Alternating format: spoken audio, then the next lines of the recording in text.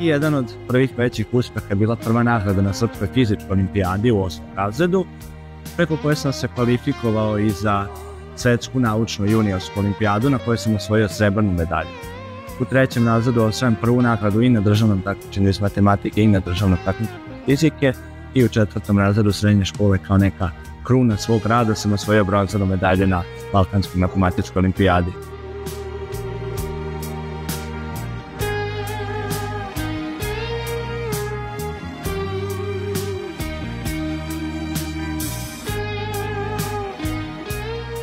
Talenat za matematiku su nekako prepoznali moji roditelji još od malena i to je zaista nešto što je, da tako kažem, izabralo mene. Dakle, to je poziv koji je prosto kod mene prisutan zaista od malena i koji nikad nisam dovodio u pitanje.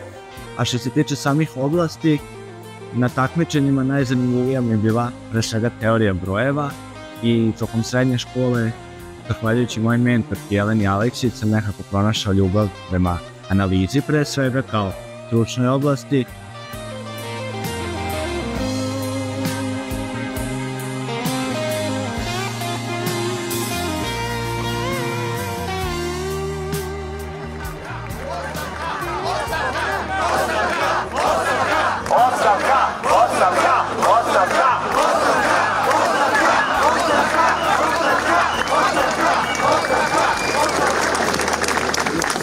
Pitamo se, kako smo došli od reči pucajte, ja i sada držim čas, do prisiljavanja profesora na izvinjenja koja nisu njihova.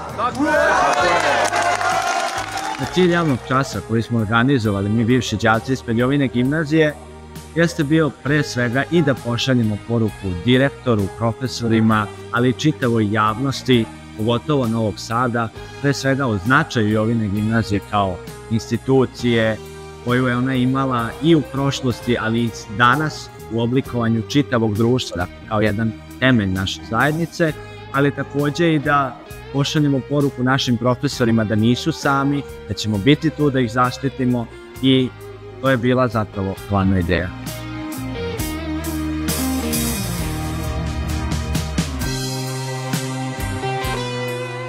Prvi navod za neko uključenje u aktivizam, odnosno za angažovanje oko svih ovih događaja koji nas trenutno potresaju, jeste bilo nakon saopštenja direktora i školskog odbora gimnazije, koje je zaista bilo sramotno i kada sam shvatio nakon medijskih pritisaka koji su krenuli na profesore da je zaista neophodno i njima pružiti podršku.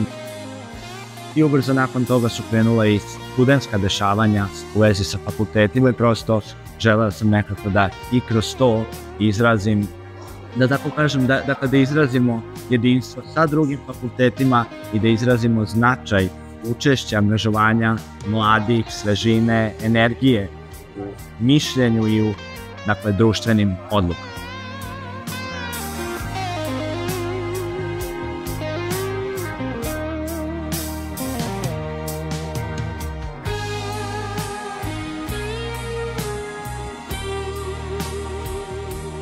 Želeo bih da kažem da mi je zaista ovo buđenje fakulteta ulilo veliku nadu, da su studenti konačno ponovno ujedinjeni, da su mladi ujedinjeni pre svega i ta energija, taj nov duh, nov početak, ta snaga jeste nešto što uliva nadu za bolju budućnost, što uliva nadu za neke promene i nadam se da ćemo ovoga puta uspeti da istrajemo u toj borbi i da ćemo uspeti da ispunimo zahteve koje smo postavili.